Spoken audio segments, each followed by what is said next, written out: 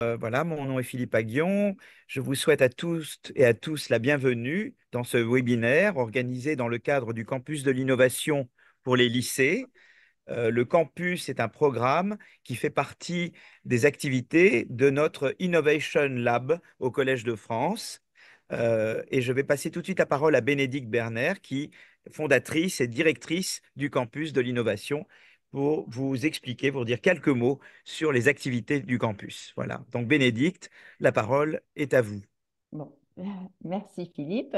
Bonsoir à tous, bienvenue. Alors, comme l'avait dit Philippe, donc le campus a été fondé il y a à peu près maintenant 7 ans. Il fait l'objet d'une convention entre le Collège de France et l'Éducation nationale et il s'adresse en fait à tous les élèves et aux enseignants des lycées généraux et aux élèves donc de classes de seconde, première et terminale. Euh, nous nous concentrons surtout sur deux sujets, c'est SVT et SES. Et si vous voulez, les principes de base, c'était vraiment de désacraliser le savoir académique et puis également d'essayer de promouvoir l'égalité des chances. Alors, juste quelques mots très rapidement sur les programmes du campus de l'innovation pour les lycées. Nous faisons d'une part, ce qui peut vous intéresser donc en tant qu'enseignant de SES, des interventions dans les lycées. Et là, nous donnons la priorité aux lycées finalement, si vous voulez, dont les élèves font partie des bassins de recrutement un petit peu dans les zones un peu en difficulté. Ces interventions, donc, elles sont organisées avec l'aide des inspecteurs d'académie.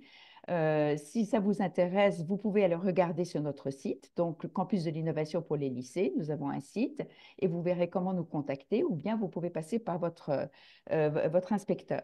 Donc, ces interventions se font avec des professeurs, soit du Collège de France, soit des professeurs associés ou d'autres professeurs des universités. Et ils se font sur des thèmes qui sont dans les programmes des élèves de première et de terminale, hein. Donc, ce n'est pas pour rajouter encore des thèmes au programme, mais c'est vraiment pour discuter peut-être de ces thèmes, échanger sur ces thèmes de façon un peu différente.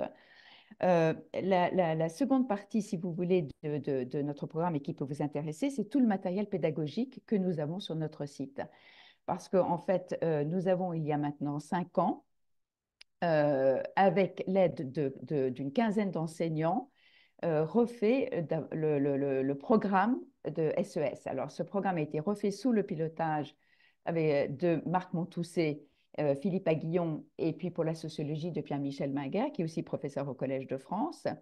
Et à la suite de ce nouveau programme, il a un certain nombre, tous les cours ont été donc réécrits. Et vous avez sur le site du campus de l'innovation pour les lycées, vous avez tous les cours de seconde, première et terminale avec des exercices, avec des vidéos, parce que nous avons également un site YouTube. Et puis, je tiens également à vous préciser que nous avons fait pour les cours de terminale, il y a tout un groupe d'inspecteurs et d'enseignants qui ont fait des résumés pour chaque cours. Donc ça aussi, vous le trouverez sur notre site. Donc il y a énormément de matériel pédagogique qui peut être intéressant pour vous, pour vos élèves. Et pour vos élèves, nous avons également un compte Instagram dont vous trouverez l'adresse également sur notre site, qui est fait par un enseignant de SES. Euh, Nous avons également un concours, et ça, un concours SES, qui est destiné aux élèves de première, qui est ouvert donc à tous les lycées. Nous vous encourageons à les regarder également sur notre site pour les inscriptions. Donc, les inscriptions, en fait, commencent dès lundi prochain, jusqu'au 12 octobre. Comme je l'ai dit, c'est un concours qui est destiné aux élèves de première. Il s'agit de choisir un objectif d'apprentissage et puis de le relier finalement à un événement ou quelque chose de votre réalité, de la réalité des élèves. On peut le travailler en équipe jusqu'à 5 élèves. Et vous trouverez sur notre site comment s'y inscrire et les dates de remise des projets, qui sont vraiment, tous les formats sont très libres. Ça peut être des vidéos, ça peut être une dissertation, enfin voilà, ça peut être un jeu. C'est très, très ouvert. Et voilà, on vous encourage voilà, en informer vos élèves et puis qu'ils y participent. Et bien sûr, il y a 3 équipes gagnantes qui vont recevoir des récompenses. Et puis, les remises de prix se font au Collège de France. Voilà, donc ça, c'était vraiment pour vous donner une idée de ce que nous faisons au campus d'innovation pour les lycées. Je voulais également vous signaler que le 10 décembre, nous organisons un grand colloque sur l'IA. Euh, on peut le suivre live, on pourra également le suivre sur notre site. Et là, ça reprendra, Philippe Aguillon, bien sûr, il participera, mais il y aura également d'autres aspects. Il y aura un aspect juridique, il y aura l'aspect plus informatique, l'aspect des biais et IA, enfin tous les différents aspects de l'IA et on pense que ça peut être intéressant et pour vous et pour vos élèves. Voilà. Donc, j'espère que tout ça, ça va vous donner envie d'aller regarder sur notre site tout ce qui s'y passe et tout le matériel qui s'y trouve. Et maintenant, voilà, je vous souhaite un très bon webinaire. On espère vous revoir nombreux donc sur nos sites. Et puis, je passe la parole à Marc Montousset, que je crois n'a pas besoin de présentation, tout le monde le connaît. Merci, merci Bénédicte. Bonjour bonsoir à tous. Juste quelques mots, hein, puisque Bénédicte a présenté le partenariat entre le campus de l'innovation et les sciences économiques et sociales. Quelques mots pour dire que ce partenariat avec le Collège de France nous est vraiment très précieux et très précieux pour les sciences économiques et sociales. Comme vous le savez, les professeurs Philippe Agnon et Pierre-Michel Menger nous avaient fait l'honneur de coprésider le groupe qui a élaboré nos programmes et nous leur en sommes très reconnaissants puisque ça donne une garantie académique inestimable à notre programme. Et depuis 8 ans, le campus de l'innovation propose des ressources et des actions qui nous sont très précieuses, qui nous sont très utiles. Bénédicte a présenté ces 3 ressources.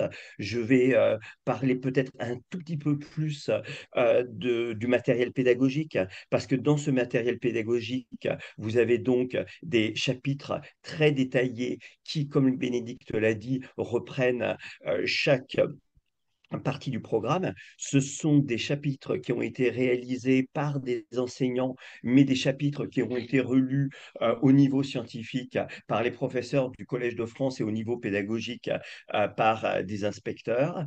Vous trouverez aussi dans ces ressources des films très nombreux, des films sur le programme, mais aussi par exemple une présentation très sympathique de la microéconomie par une économiste qui s'appelle Laura Lecker. Et puis, comme vous l'a dit Bénédicte, depuis cet été, vous trouverez des synthèses des chapitres de terminale qui présentent l'essentiel de ce qu'on peut attendre sur chaque chapitre, l'essentiel de ce que l'on peut attendre des élèves sur chaque chapitre.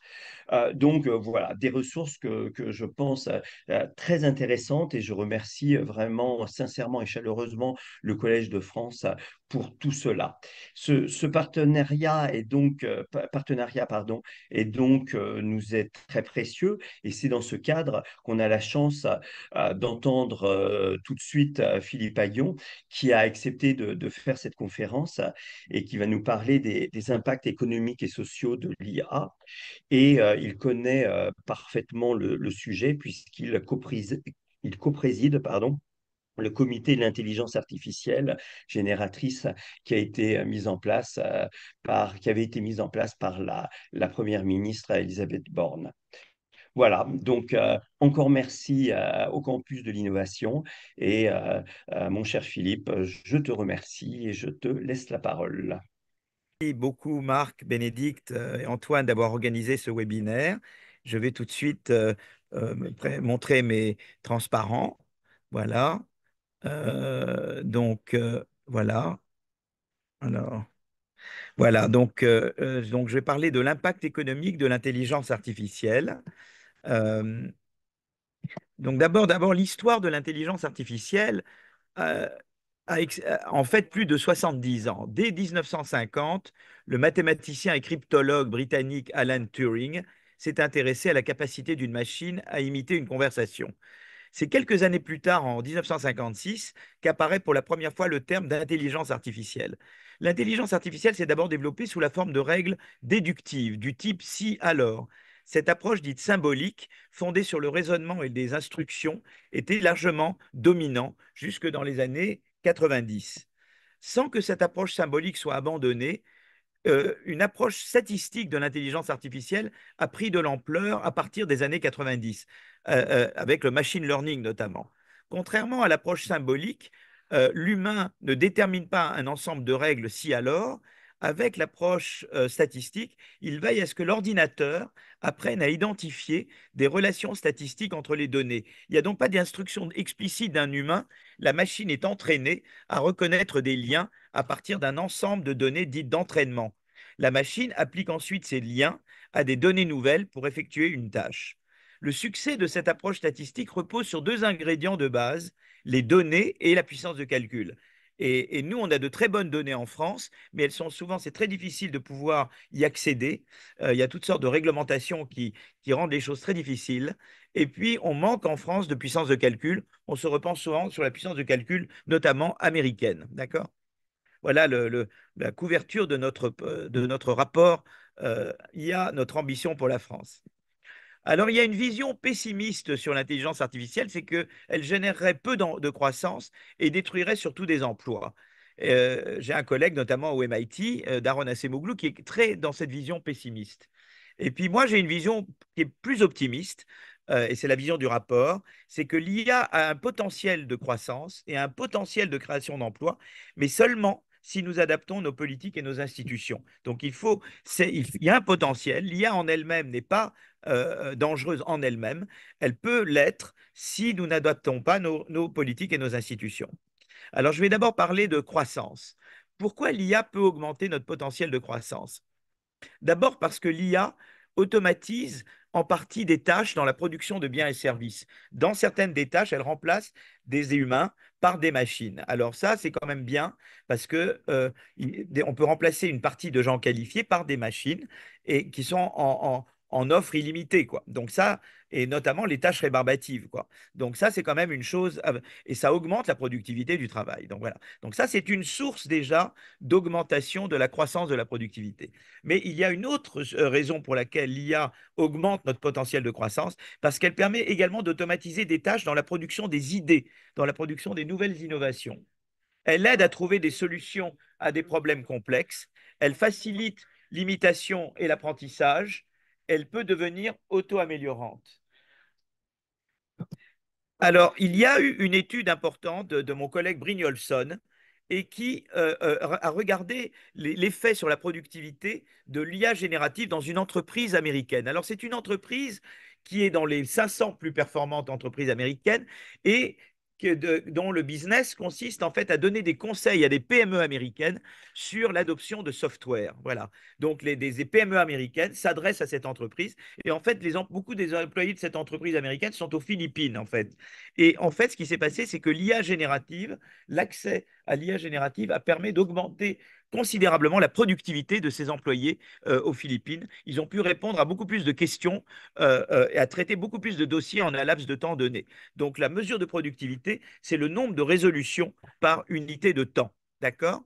Et eh bien, ce qu'on voit là, c'est qu'on a comparé le nombre de résolutions par unité de temps d'un employé qui a accès à l'IA générative à celle d'un employé en tout point similaire, éducation, expérience, âge, mais qui n'a pas encore accédé à l'IA générative. Et vous voyez que dès qu'il y a accès à l'IA générative, eh bien, il y a un effet immédiat sur la productivité. Dès le premier mois, 14% de plus de nombre de résolutions. Et dès le deuxième mois, on arrive à 25% de plus. Vous voyez, donc là, il y a très clairement une croissance de la productivité due à l'adoption de l'IA générative. D'accord? Alors évidemment, ça, vous me direz, c'est une entreprise. Qu'est-ce qui se passe à un niveau plus macro? Donc il faut passer de la micro à la macro. Alors une manière, c'est d'extrapoler à partir des révolutions technologiques antérieures. Électricité, révolution des technologies de l'information et de la communication, les fameux TIC. On peut dire, voilà, qu'est-ce qui s'est passé quand il y a eu ces révolutions technologiques.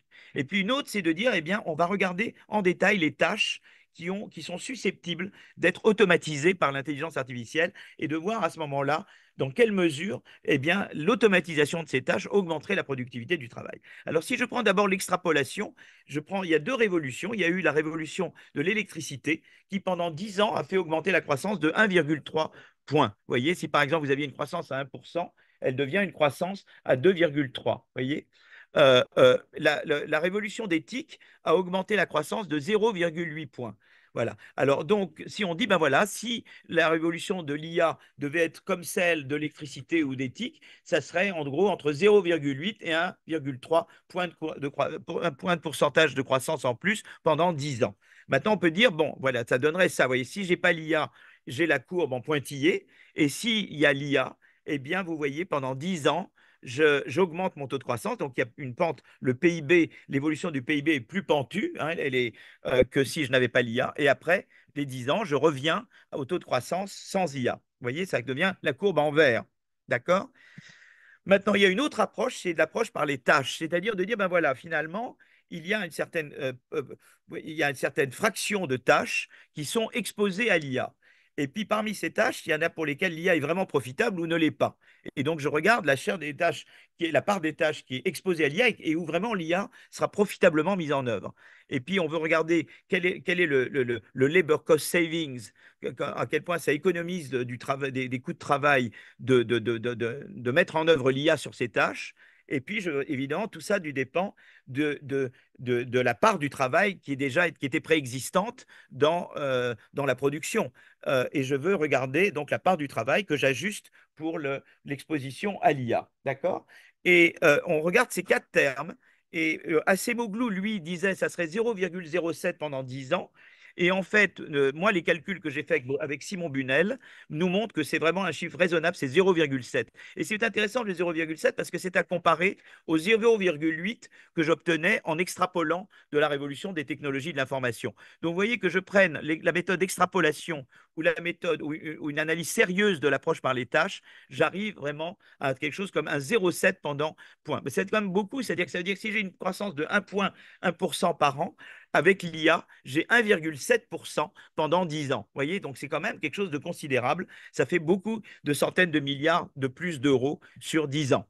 Mais en fait, n'oubliez pas que l'IA n'automatise pas seulement la production des biens et services, mais également la production des idées. L'IA a le potentiel de stimuler la croissance parce qu'elle permet d'automatiser la production des idées et donc d'innover plus. Et vous voyez qu'à ce moment-là, au lieu d'avoir la courbe en rouge, qui est ce que j'aurais si j'avais uniquement le fait que l'IA automatise la production des biens et services et donc ça augmente la croissance pendant 10 ans de 0,7, eh bien, j'aurai la courbe en bleu ciel, c'est-à-dire une croissance plus grande déjà à court terme, et même après 10 ans, parce que si j'automatise la production des idées, ça veut dire que j'ai une technologie d'innovation qui est de manière permanente meilleure que ce que j'avais avant. C'est plus facile d'avoir des idées et donc je peux croître plus vite. Voilà. Et donc ça, c'est très intéressant parce que ça veut dire qu'il y a un gros potentiel de croissance. Maintenant, le problème, c'est les institutions. Si vous regardez ici, sur ce transparent, je représente la croissance moyenne de la productivité globale des facteurs pendant 3 périodes, la croissance annuelle moyenne.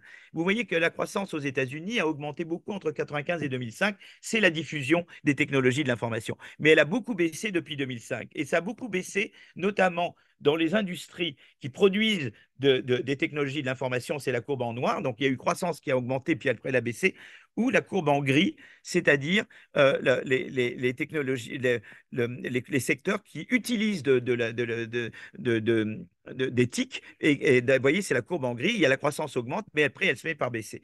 Et pourquoi elle a baissé? Parce qu'en fait, pendant la période de diffusion des technologies de l'information, il y a eu l'émergence des GAFAM, Google, Amazon, Walmart, Microsoft. Et ces entreprises sont devenues tentaculaires parce qu'elles ont fait plein de fusions-acquisitions. Et c'est là que la politique de concurrence aux États-Unis n'était pas adaptée.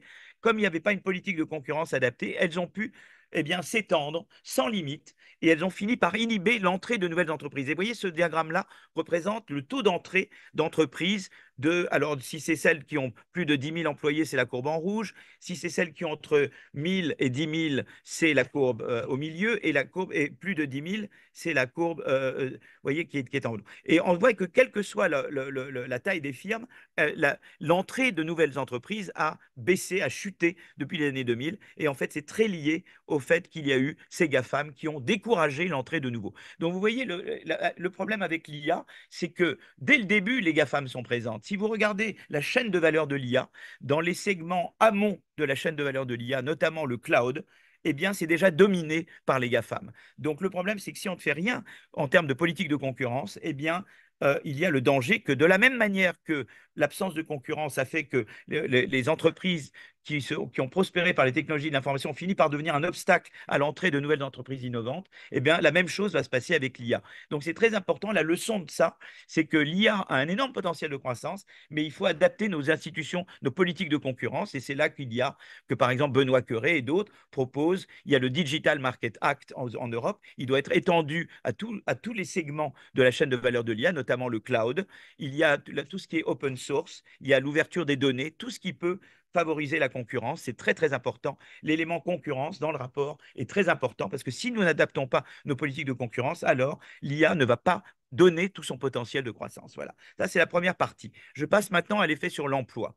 J'avais fait des travaux avant en regardant l'effet de la robotisation et je comparais l'emploi, je regardais des firmes qui automatisent ou qui robotisent et je compare à des entreprises identiques qui n'ont pas robotisé. Et vous pourriez penser que la robotisation a un effet globalement négatif sur l'emploi.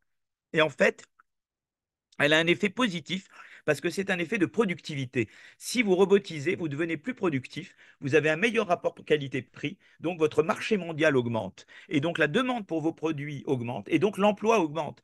Cet effet de productivité, de compétitivité, l'emporte sur l'effet de substitution, qui est que les robots, en partie, se substituent à des emplois. Eh bien, et on voit d'ailleurs que les firmes qui robotisent augmentent leur chiffre d'affaires, c'est la courbe de gauche, et elles augmentent leurs exportations, c'est leur courbe de droite. Est-ce que c'est différent pour l'IA? Eh bien, on a fait, à l'occasion du rapport, on a pu faire une enquête grâce à l'aide de l'INSEE qui couvre 9000 entreprises représentatives de plus de 50 employés. Donc, et on compare des entreprises qui automatisent entre 2018 et 2020 à des entreprises identiques qui n'ont pas adopté l'IA. Pendant cette période. Donc, on compare des entreprises qui adoptent l'IA, pardon, pas qui automatisent, et des entreprises qui n'adoptent pas l'intelligence artificielle. C'est ça que je voulais dire. Et on voit que celle qui adopte l'effet global sur l'emploi d'adopter l'intelligence artificielle est positif, exactement comme la robotisation et l'automatisation plus généralement. Mais ce n'est pas uniformément positif. Vous voyez que par exemple des emplois de services administratifs, etc., eux, l'IA n'a pas un effet positif sur eux. Voyez. Donc l'IA a un effet globalement positif sur l'emploi des entreprises, mais pas uniformément positif sur tous les emplois. Pourquoi? Parce que les emplois, c'est des collections de tâches, et il y a des emplois pour lesquels quasiment toutes les tâches vont être remplacées par l'IA, alors que d'autres, certaines tâches seront remplacées, les plus rébarbatives, ce qui permettra de se concentrer davantage sur les parties créatives, sur les tâches créatives qui composent votre emploi. Alors, il y a eu une étude du Bureau international du travail qui va tout à fait dans ce sens. Et ils ont regardé l'effet de l'IA générative. Et ils ont dit, voilà, un emploi, c'est beaucoup de tâches. On va donner des notes aux tâches. On va donner des notes basses pour les tâches qui ont très peu de probabilité de remplacement, des notes moyennes pour des tâches qui ont une probabilité, disons, ni trop haute ni trop basse de remplacement, et une note élevée pour les tâches qui ont une probabilité élevée de remplacement. Et ce qu'on voit, regardez, quand vous regardez le diagramme du haut, c'est les tâches managériales. Alors, vous voyez, la plupart c'est des différents métiers managériaux. Vous voyez, chacune ligne des lignes, c'est une fonction managériale. Vous voyez, il y a plein de manières, de façon, on peut être manager des ressources humaines, on peut être manager de la section de marketing, on peut être manager, etc. C'est que des jobs managériaux. Et vous voyez que l'essentiel est dans la zone bleu foncé, c'est-à-dire là où il y a peu de probabilités. Donc la plupart des tâches sont à gauche, elles ont peu de probabilités de remplacement. Elles ont des scores faibles. Donc, tandis qu'ils ont un petit peu d'orange et de jaune, ça veut dire qu'un petit peu, quelques tâches vont être remplacées, mais ça permet en fait à ces managers de se concentrer davantage sur la partie amusante, la partie créative. Donc, vous voyez que pour les jobs managériaux, l'IA, c'est une très bonne nouvelle parce que ça remplace quelques tâches. En fait, l'idéal, c'est tout ce qui est juste en haut. C'est-à-dire que l'IA vous remplace quelques tâches et valorise et vous permet de consacrer plus de temps à la partie créative. Donc il y a un peu de rouge et d'orange, de jaune et d'orange, mais beaucoup est dans le bleu-violet. Tandis que si vous descendez et vous regardez les employés de bureau par exemple, et ben là vous avez surtout du jaune et du orange, c'est-à-dire que la plupart des tâches sont remplacées. Alors ça c'est quand même intéressant de voir ça. Ça rejoint ce que je disais tout à l'heure. Alors là, dans ce diagramme, je représente l'IA. On voit en vertical le degré d'exposition à l'IA et en horizontal la part des tâches qui n'ont pas beaucoup de chances d'être remplacées. Donc si vous êtes à gauche, en haut, c'est le pire parce que vous avez un emploi très exposé à l'IA et dont la plupart des tâches vont être remplacées par l'IA. On voit que c'est par exemple comptable, télévendeur, secrétaire. Ça, c'est des métiers qui sont très à risque avec l'IA. Tandis que si vous êtes en haut à droite, c'est vrai que vous êtes exposé à l'IA, mais il y a peu de tâches qui vont être remplacées. Si vous êtes en bas, c'est concierge, aide ménagère. Ça, c'est des tâches qui ont peu de chances d'être remplacées par l'IA. Donc, vous êtes OK. Je peux regarder ce diagramme-là en partant de en haut à droite. Vous voyez, vous regardez par le risque d'automatisation. Et après, on va voir la part de l'emploi que ça représente. Vous avez comptable, télévendeur, secrétaire, et vous allez jusqu'à cadre de banque. Vous voyez, tout ce segment-là en haut à droite, ça, c'est les segments à risque de remplacement de l'emploi dans son ensemble. Mais à partir de cadre de banque, l'emploi est safe. C'est-à-dire que vraiment, l'IA, s'il doit détruire des emplois vraiment, c'est juste à partir entre le 0,8 et le 1, c'est-à-dire un cinquième des emplois. Vous voyez. Donc, c'est beaucoup et il faut avoir une bonne politique de marché du travail. Voilà. Alors, en fait, si vous voulez, donc ça, c'est une chose, c'est-à-dire que certains emplois seront menacés, mais beaucoup moins qu'on ne pense. L'effet global sur l'emploi est positif. Et pour que l'IA puisse donner au maximum sur l'emploi, il faut un bon système éducatif, parce que l'éducation, c'est le socle. Nous, on avait un bon système éducatif en France. Maintenant, il faut qu'on améliore notre système éducatif à nouveau, parce que nos tests PISA sont tombés. Il faut qu'on retrouve les tests PISA que nous avions il y a 30 ans ou 40 ans. Hein. Et puis après, il faut un bon système de flexi-sécurité. Quand on perd son emploi au Danemark, eh bien, pendant 2 ans, on a 90% de son salaire et l'État vous aide à vous former et à vous recycler sur un nouvel emploi. Il faut qu'on mette en France en place un système de flexi-sécurité. Si on a un bon système éducatif et un bon système de flexi-sécurité, à ce moment-là, l'IA, vraiment, on maximise le potentiel positif de création d'emplois de l'IA. Voilà, c'est ça que je voulais dire. Et à nouveau, toujours cette leçon, l'IA en elle-même est bonne pourvu qu'on ait les politiques appropriées à lui mettre en face. Voyez. Voilà. Alors, l'effet sur les inégalités, je reviens à mon entreprise américaine qui donnait des conseils à des PME américaines sur comment installer leur software. Et il y a une chose très amusante dans cette étude. Je regarde en termes de niveau de compétence avant l'introduction de l'IA et par niveau d'ancienneté. Et ce que vous voyez ici sur ce diagramme, c'est que c'est surtout ceux qui étaient les moins productifs dont la productivité augmente le plus. Donc, vous voyez, de ce point de vue-là, l'IA dans cette entreprise a réduit les inégalités. C'est-à-dire que c'était les moins productifs qui ont vu leur productivité bondir le plus quand ils ont eu accès à l'IA générative. Voilà, donc c'est intéressant. Et ce diagramme-là montre que c'était ceux qui étaient avec le moins d'expérience, les plus novices, dont la productivité a bondi le plus quand ils ont introduit l'intelligence artificielle. Voilà, donc ça c'est un. Alors l'effet sur la satisfaction du travail, très intéressant. Ce qu'on a montré, c'est que en fait l'IA a augmenté la satisfaction des clients, on le voit à gauche, et augmenté également la satisfaction des agents philippins notamment qui donnaient des conseils en matière d'IA. D'accord. Voilà, donc ça c'est intéressant. Alors il y a beaucoup à dire sur IA inégalité, hein, ça va bien au-delà de ça, mais c'est intéressant parce qu'on peut croire que ça a un effet qui est totalement mauvais sur l'inégalité et totalement mauvais sur la satisfaction au travail. C'est juste pour montrer que les choses sont plus complexes. Voilà. Et puis aussi, on montre que l'IA fait qu'il y a eu moins de gens qui ont quitté. C'est une autre manière de mesurer la satisfaction au travail, c'est de voir, eh bien, après l'adoption de l'IA, la probabilité qu'un travailleur quitte son emploi pendant le mois en cours diminue de 8,6 points de pourcentage. Et l'effet est plus fort chez les agents ayant peu d'ancienneté au sein de l'entreprise. C'est intéressant à noter. Voilà, donc maintenant j'arrive à la conclusion. En conclusion, il faut dédiaboliser l'IA, mais il ne faut pas l'idéaliser non plus. C'est-à-dire, il ne faut pas penser que l'IA, c'est la catastrophe. L'IA, ça peut être très bien si je mets en face des bonnes institutions, des bonnes politiques. Il faut, pour donner que l'IA donne son potentiel de croissance pleinement, il faut une politique de concurrence adaptée. Il ne faut pas que, voilà, il faut que, alors, OpenAI, Enfin, je veux dire, il faut de l'IA. Enfin, je veux dire, il faut vraiment avoir open source. Je vous l'ai dit, je veux dire, pas OpenAI, open source. Il faut les données accessibles. Il faut des réglementations, mais pas trop, parce que si vous mettez trop de réglementations, les gros peuvent toujours s'en tirer, mais les petits, ça devient pour eux trop compliqué de rentrer sur le marché. Euh, euh, il faut le DM, le Digital Market Act, et l'adapter, comme j'ai dit, pour que ça couvre tous les segments de la chaîne de valeur de l'IA. Voilà, il faut vraiment une politique de concurrence adaptée. Et puis aussi, quand on regarde les fusions-acquisitions, qu'on regarde l'effet que ça a sur l'entrée de nouvelles entreprises. Pas seulement regarder part de marché comme critère de politique de concurrence, mais également un critère plus dynamique qui est la probabilité, dans quelle mesure une fusion-acquisition empêche, inhibe l'entrée de nouveaux innovants. Donc il faut une politique de concurrence adaptée pour que le potentiel de croissance de l'IA soit pleinement opérationnel. Et puis, pour que l'IA donne tout son potentiel en matière d'emploi, il faut un système éducatif aux normes et une formation professionnelle à la hauteur et une flexi-sécurité au meilleur standard. D'accord? Alors, je voudrais juste terminer.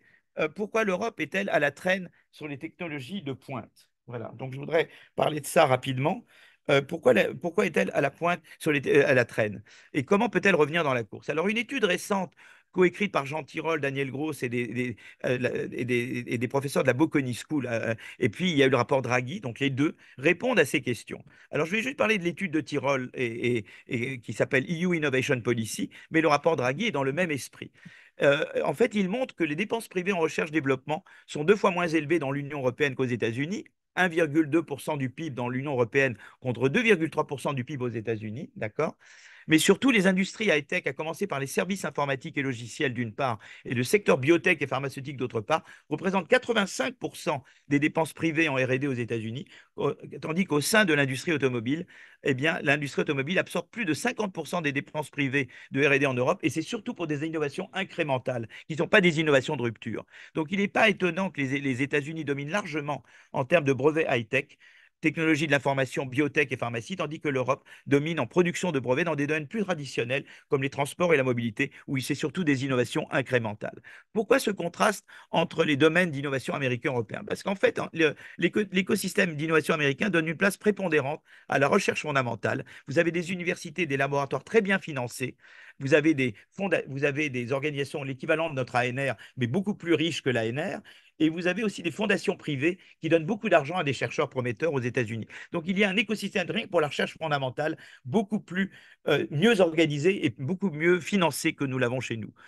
Ensuite, il y a un écosystème financier qui permet le financement de projets à haut risque et qui encourage la prise de risque, notamment le venture capital, le capital risque, où les venture capitalistes, eh ben, ils aident les nouveaux innovants en disant, mais c'est pas grave si vous réussissez pas, je suis là pour vous soutenir et je vais vous encourager et je vais vous aider. Et dans les entreprises plus grandes, ceux qui jouent ce rôle-là, c'est les investisseurs institutionnels, les fonds de pension et les fonds mutuels. Et chez nous, c'est beaucoup moins développé, les investisseurs institutionnels. Et puis, ils ont également les DARPA, vous voyez, les les ARPA. C'est-à-dire qu'ils font la politique industrielle de la manière suivante, dans des domaines où il y a une mission à accomplir, défense, espace, par exemple, ou bien énergie, ou bien les vaccins.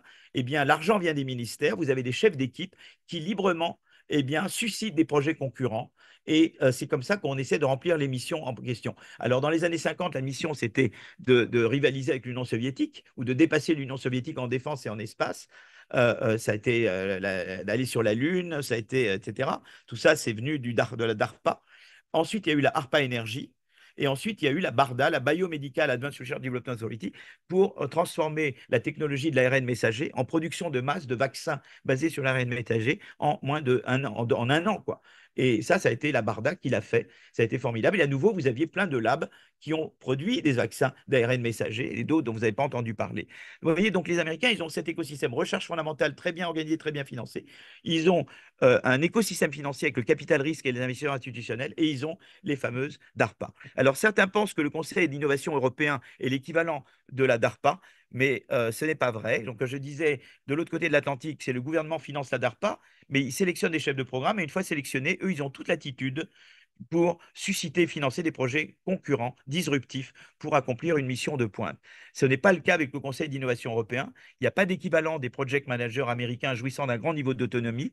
Le Conseil d'innovation européen force la constitution d'alliances de façon très top-down. alors qu'aux États-Unis, on laisse les gens se mettre ensemble s'ils ont envie ou pas. Et les instances du Conseil d'innovation européen sont soumises à la tutelle de l'Agence européenne pour l'innovation et les PME, dont la responsabilité principale est de soutenir les PME européennes.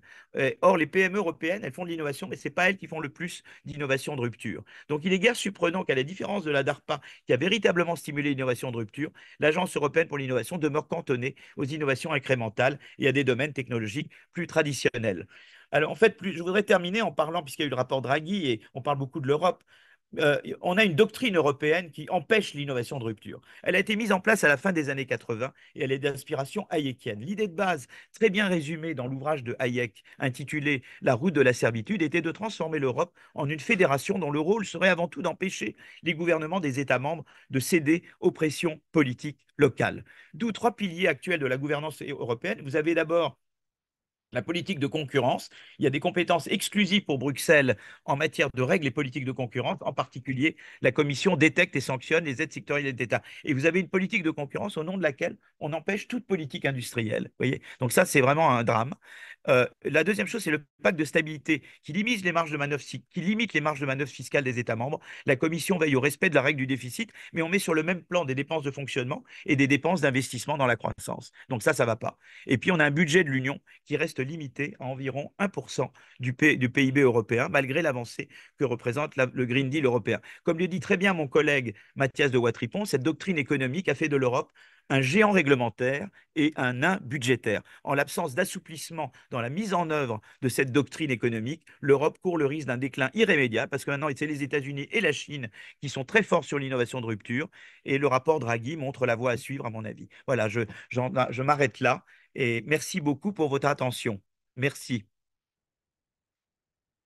Euh, Philippe, on a encore 5 minutes. Est-ce que tu veux dire juste quelques mots sur la politique française sur l'IA? Parce que tu as beaucoup parlé. Bon, Alors, la politique française sur l'IA, il y a eu quelques investissements, mais nous, on recommande de faire beaucoup plus. Voyez, d'abord, il y a deux choses. Il y a d'un côté, on recommande d'investir 5 fois 5 milliards dans l'IA, notamment la puissance de calcul, mais aussi aider les entreprises à s'adapter à l'IA. Donc, on recommande un investissement public de 5 fois 5 milliards.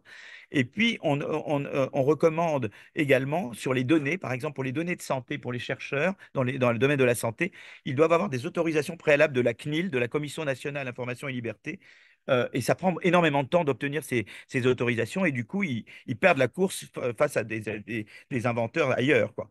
Et donc, on est pour supprimer les autorisations préalables pour les chercheurs dans le domaine de la santé et remplacer ça par une logique a posteriori. Vous faites et on regarde après si c'était bien ou pas bien. Donc, on passe d'une logique a priori à une logique a posteriori. Et puis, on est pour introduire un IA, une exception IA pour les chercheurs. Il faut que les chercheurs aient la possibilité d'avoir une carrière à moitié dans le privé, à moitié dans le public, parce que sinon, ils partent aux États-Unis où ils sont beaucoup mieux payés. Et puis qu'il y ait l'Institut universitaire de France donne des gros moyens à des chercheurs prometteurs en IA pour pouvoir mener des projets de long terme. Voilà. Donc, enfin, voilà un peu les grands axes. Donc, les grands axes, c'est de dire il faut à la fois de la concurrence, mais il faut de la politique industrielle en même temps. C'est de dire il faut des bonnes institutions pour que l'IA délivre sur la croissance et sur l'emploi. Et donc, il faut fluidifier l'accès aux données, évidemment en protégeant les individus. Mais donc, il y a tout un aspect concurrence, accès aux données, etc., très important.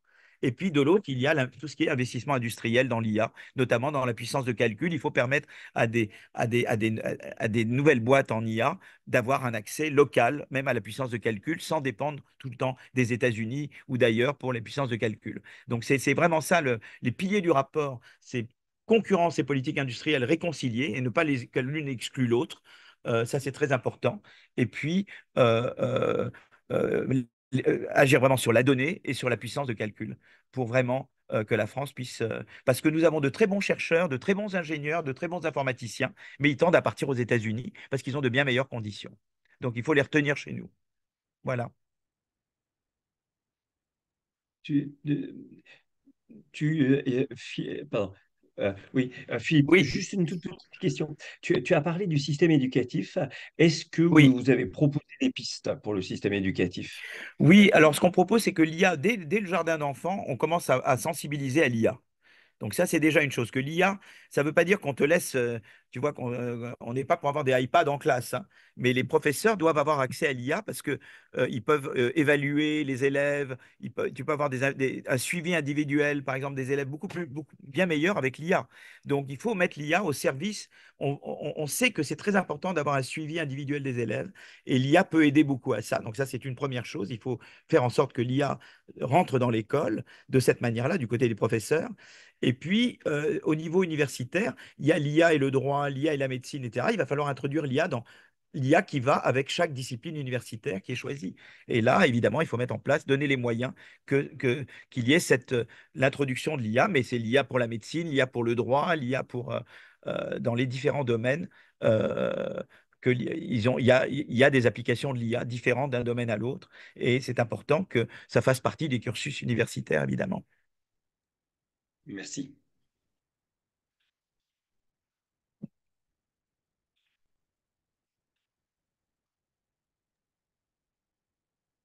Euh, Philippe, oui, tu m'entends? Voilà. Oui, Bon, ben, écoute, je te remercie beaucoup, hein, pour cette intervention. Maintenant, il faut espérer que l'Europe se bouge voilà, et absolument, qu'on y consacre, voilà, les moyens financiers, hein, parce que si tout je à comprends fait. bien, c'est vraiment, c'est quand même les moyens financiers qui vont décider de ce qu'on peut consacrer à la Oui, recherche, à oui, l'éducation. Et oui, puis, bah, écoute, merci infiniment. Je redis donc, ce webinaire va être mis sur notre site. Donc, si vous avez des collègues qui n'ont pas pu voilà, y assister aujourd'hui, il sera dès demain mis sur notre site et donc voilà, à la disposition de tout le monde. excellent. Et Philippe, Merci encore beaucoup. merci. Ben, merci beaucoup de m'avoir invité, hein, à présenter, voilà. Et donc la recherche continue, parce que la recherche continue sur IA et emploi et IA et croissance. Évidemment, on est en train voilà, de développer la recherche. Là, c'est montré le tout début. Et le Collège de France, sa mission, c'est d'enseigner de la recherche en train de se faire. Donc ce n'est pas ce que j'ai montré, c'est un début de recherche sur l'IA et l'impact économique de l'IA. Tout est encore à faire, évidemment. Voilà. Merci beaucoup. Au revoir. Voilà. Je souhaite une Merci. belle soirée à tout le monde. Merci. Ouais. Au Au Bonne revoir. revoir. soirée à Au tous. revoir.